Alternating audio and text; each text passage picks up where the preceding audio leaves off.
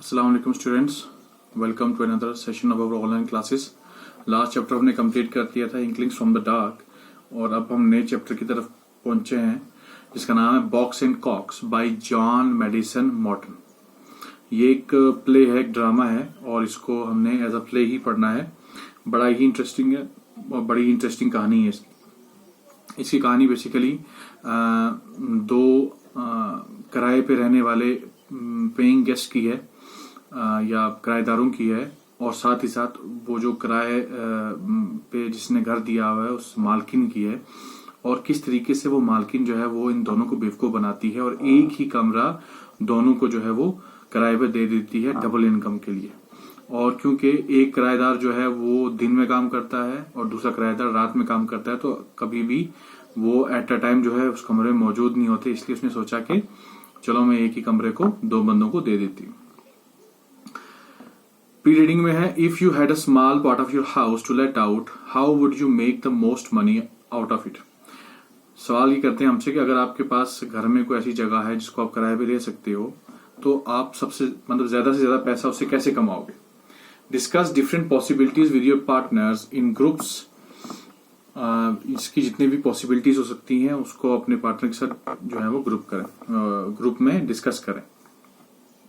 And read the play and find out how Mrs. Bouncer, who has a room to let out, attempts to make the most money out of it and how she gets caught in her own game. यहाँ इस कहानी को पढ़ो, देखो कि Mrs bouncer जो है वो कैसे एक ही कमरे से जो है वो ज्यादा पैसा कमाने की कोशिश में रहती है और कैसे ही अपने ही गेम में फंस जाती है। करेक्टर है तीन। पहला है जॉन बॉक्स, अ प्रिंटर, एक प्रिंट करने वाला। James Cox, a hatter, hat बनाने वाला। And Mrs Bouncer the lodging housekeeper यानी मकान मालिक।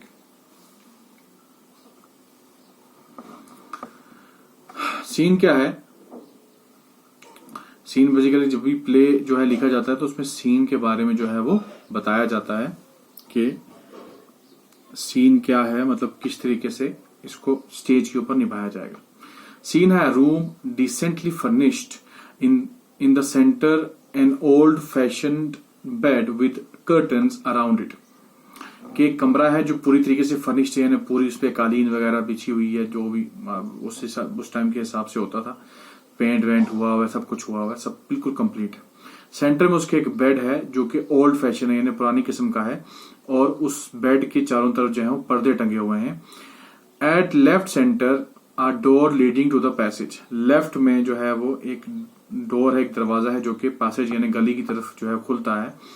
Eight left another door leading to a store cupboard. Left में एक और दरवाजा है जो कि कबर्ड हो गया, मतलब अलमारी वाली तरफ या स्टोर समझो जिसको। कबर्ड वैसे यूज जो होता है इसका वर्ड का मीनिंग ही अलमारी होता है, खासकर जिसमें कपड़े वगैरह रखे जाते हैं, तो वो उस कबर्ड की तरफ जो है वो दरवाजा खुलता है। Next to it a chest of drawers. इसके साथ जो है वो एक चेस्ट ऑफ ड्रॉर्स है, यानी कुछ ड्रॉर्स हैं, जैसे पूरी छोटी सी अलमारी टाइप हो जिसमें ड्रॉर्स लगे हों, वैसे जैसे कि आप पिक्चर में देख रहे हैं वैसा है। At back right centre a window. पीछे वाली तरफ जो है, बैक वाली तरफ सेंटर में क्या है, राइट के सेंटर में एक विंडो है, खिड़की है। At right another door. Right वाली तरफ एक और दरवाजा है जो कि leading to another store cupboard, जो कि एक और कबर्ड की तरफ जो है वो जाता है। Next to it a fireplace with mantelpiece. उसी राइट दरवाजे के साथ एक फायर प्लेस यानी एक बुखारी है जिसमें आग लाई जाती है, क्योंकि ये किसी ठंडे इलाके का जो कहानी है तो वहां ऐसी चीजें आम होती हैं, जिसपे मेंटल पीस है।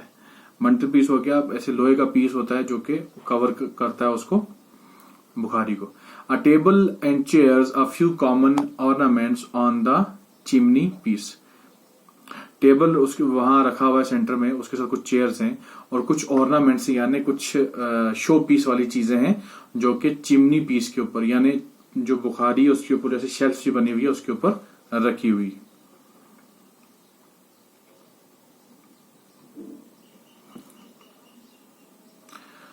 Cox, dressed with the exception of his coat, is looking at himself in a small looking glass which is in his hand. Cox जो है वो क्या कर रहा है, उसने जो है वो पूरे कपड़े पहने हुए हैं, यानी तैयार है सिर्फ कोट को छोड़ के, ठीक है। और वो क्या कर रहा है कि एक छोटे से गिलास में, छोटे से मिरर में जो है वो देख रहा है अपने आप को। कॉक्स कहता है, I have half a mind to register an oath that I will never have my hair cut again, his hair very short. अपने बालों को देखते हुए कहता है कि मैं सोचता हूं कि कसम खा लूं कि आइंदा जो है कभी भी हेयर कट नहीं करवाऊंगा, आइंदा कभी भी बाल नहीं कटवाऊंगा। I look as if I had just been cropped for the militia. मैं ऐसा लग रहा हूं जैसे कि अभी अभी मैंने बाल कटवाए हैं मिलिशिया के लिए, यानी फौज के लिए। And I was particularly emphatic in my instructions to the hairdresser only to cut the edges of.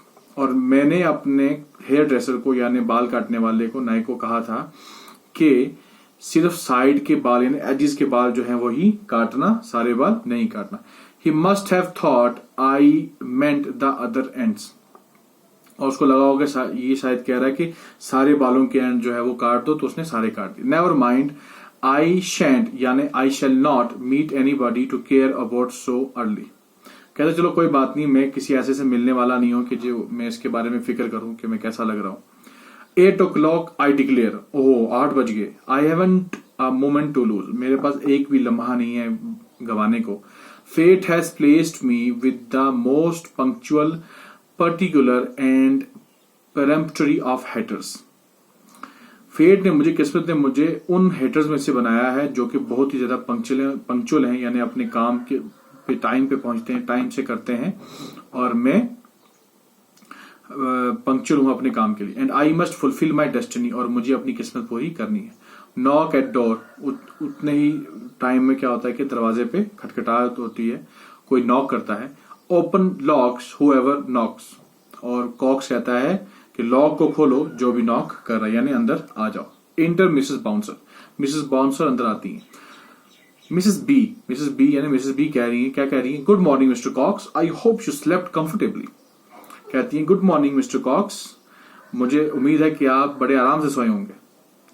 COX, I can't say I did Mrs B. Cox ने जवाब दिया, मैं नहीं कह सकता कि मैंने आराम से सोया।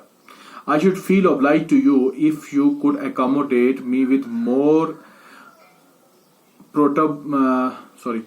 प्रोट्यूबरेंट बॉल्स्टर मिसेस बी। तो वो आगे से कहता है कि मैं बहुत ही ज्यादा ऑब्लाइज हो जाऊंगा, मैं बड़ा शुक्रगुजार हूंगा आपका, अगर आप मेरे लिए एक नया बॉल्स्टर, ठीक है, बॉल्स्टर हो गया कौन सा? बॉल्स्टर होता है तकिया यानी सरहाना, और प्रोट्यूबरेंट का मतलब हो गया थोड़ा सा मोटा, थोड़ा सा बल्जिंग, ठीक है। अगर आप मेरे लिए एक मुहैया करा दें कि ऐसा सरहाना जो कि थोड़ा ज्यादा मोटा हो। The one I have seems to me to have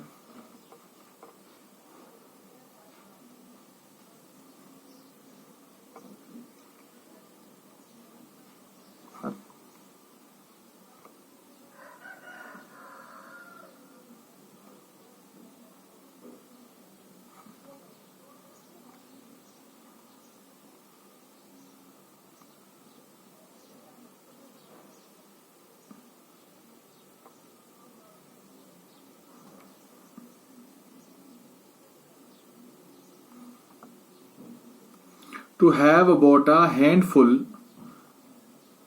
and a half of feathers at each end and nothing whatever in the middle। ये जो अभी मेरे पास सराहना है वो साइड्स में तो उसमें है फेदर्स हैं, पर पंख वगैरह हैं जो भी इसमें मटेरियल है, लेकिन सेंटर में उसके कुछ भी नहीं है। Mrs B, anything to accommodate you Mr Cox. Mrs B ने आगे से जवाब दिया मिसेस बाउंसर ने कि आपके लिए कुछ भी, मतलब आप जैसा कह रहे हो वैसा मैं करूंगी। Cox, thank you, then perhaps you will be good enough to hold this glass while I finish my toilet.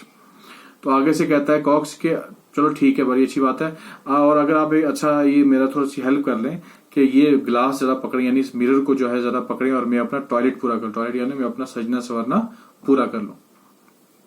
Mrs B, certainly, Mrs B ने कहा हाँ बिल्कुल, कोई मसला नहीं इसमें। Holding the glass before Cox who ties his tie.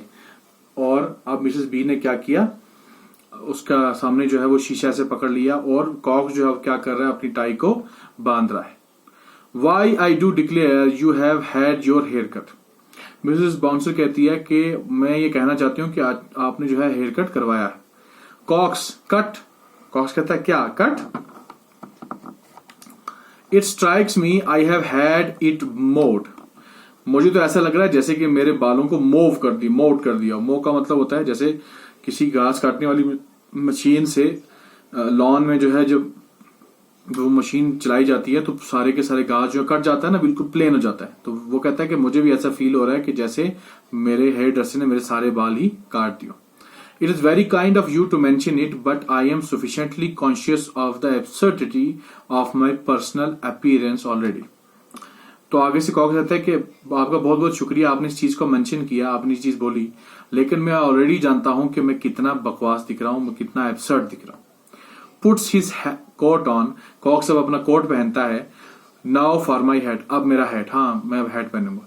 Puts on his hat which comes over his eyes, अपना hat सर पे ऐसे पहनता है और वो उसकी आंखों के ऐसे आगे तक आ जाता है। That's the effect of having one's hair cut, और कहता है कि यही होता है जब आप ऐसा हेयर कट कराते हो, आपको अपने बाल छुपाने पड़ते। This hat fitted me quite tight before, इससे पहले ये हैट जो था ये बिल्कुल सही तरीके से सही टाइटली फिट था, मेरे सही तरीके से फिट होता था मेरे सर पे। Luckily I have got 2 or 3 मोर, लेकिन अब जो है क्या ये पूरी तरीके से फिट नहीं हो रहा, लेकिन शुक्र है कि मेरे पास 2-3 हैट्स और हैं। Goes in at a door on left and returns with 3 hats off different shapes. अब वो लेफ्ट वाले दरवाजे में जो कि कपबोर्ड है, जो कि अलमारी है, उसमें जाता है, जाके वहां से 2-3 हैट्स जो है वो लाता है जो अलग अलग शेप्स के हैं, अलग अलग साइज के हैं।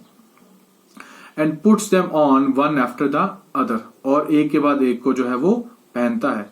All of which are far too big for him, और सारे के सारे जो है वो उसके सर से बड़े।